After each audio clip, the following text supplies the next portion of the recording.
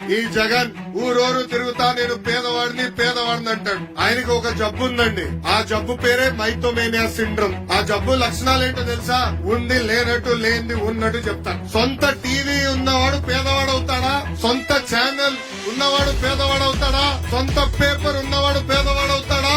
సొంత cement factory ఉన్నవాడు పేదవాడు అవుతాడా అని ప్రజలందరినీ ఒక్కసారి ఆలోచించమంటున్నా. 1,00,000 రూపాయలు విలువైన చెప్పులు వేసుకుని తిరుగుతాడు. 1000 రూపాయలు ఖరీదైన వాటర్ బాటిల్ లో నీళ్లు తాగుతాడు. ఆయనకి పేదవాళ్ళు ఎదుర్కొంటున్న సమస్యలు అర్థమవుతాయని ఒక్కసారి ప్రజలందరూ ఆలోచించాలి. ఇంకా తెలుగింటి ఆడపడుచులు కూడా ఆలోచించాలా.